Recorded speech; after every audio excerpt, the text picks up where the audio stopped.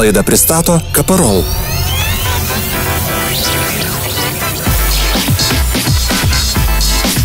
Kaparol. Dažų standartas. Turime paviršių, kur yra pašalinti tapetai. Yra išsirinktas štai toks dekoratyvinis paviršius, kurį mes turėsime perkelti ant mūsų sienų. Įvertinus paviršių, mes matome, kad jis visiškai netepa. Jeigu tai ir buvo kažkokių tai klijų likučiai, jie yra nuplaunami šiltu vandeniu kempine, visiškai pašalinami, kad nebūtų tarpinis sluoksnis tarp mūsų pagrindo ir sekančių dangų, nes jis tikrai nepagerina sukibimo.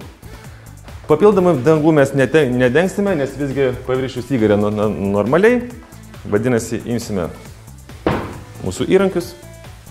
Tai bus tiek modeliavimo šepetys, tiek tinkavimo įrankiai, medžiaga struktūrinė, pirmas sluoksnis. Šiuo atveju yra sukuriamas reljefas, gana poširkštis ir paskui nuspalvinamas lazūriniais dažais.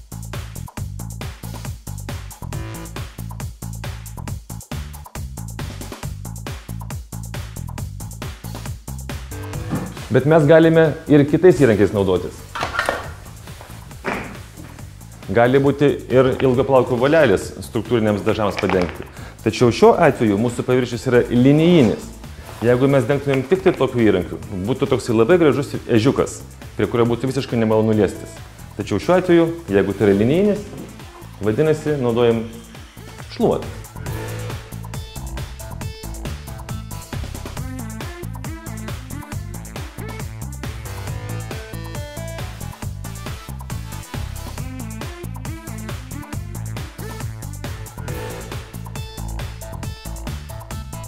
Ilgai žaisti įrankių nereikėtų, kadangi mes mūsų paskui faktūrą netgi užlyginame. Su koordinacija turėtų būti viskas tvarkoje, kad labai ranka nedrebėtų. Ir yra kartais klausimas, kaip suvesti, jeigu siena tikrai aukštesnė, jeigu nepasiekėme. Paprasčiausiai mes vedame iš viršaus ir truputį atleidžiam. Ir nesimato jokių sustojimų. Tepame mūsų medžiagą toliau.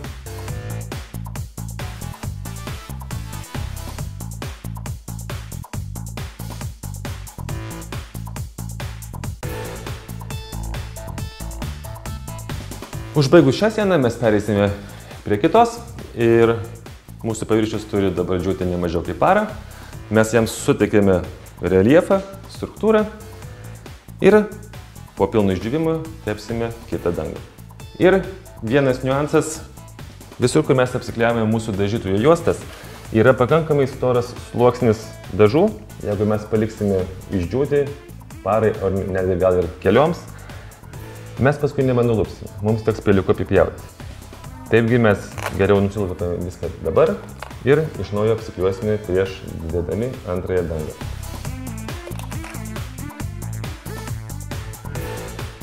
Beje, privalumas iš tokios struktūrinės dangos. Mes čia turėjome įtrūkį, kai kur dar buvo tokie mikro įtrūkimai, nuo tokio reljefo mūsų mikro įtrūkimo paprasčiausiai nesimato.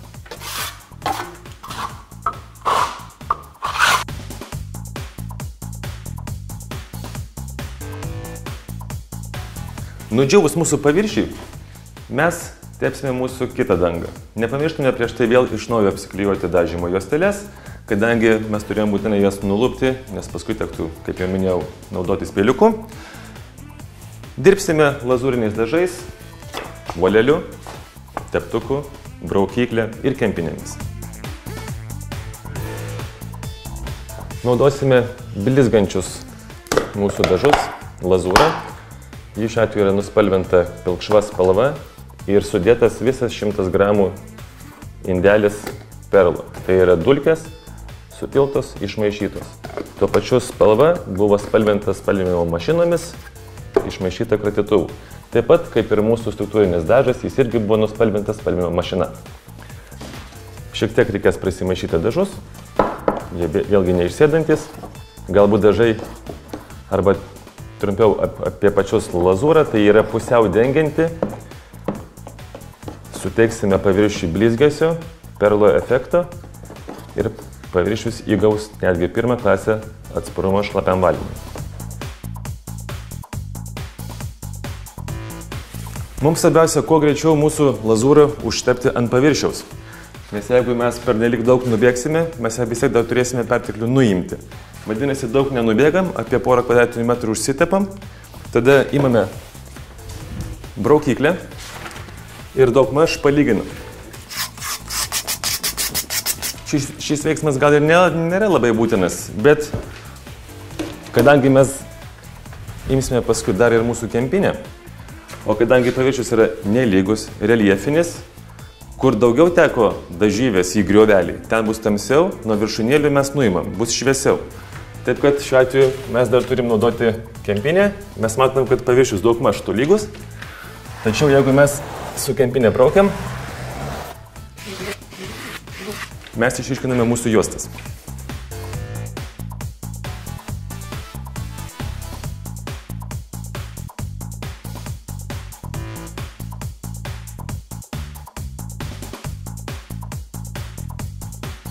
Štai ir baigėme dekoruoti mūsų paviršius, abidvi sienas, maždaug 16 kvadratinių metrų.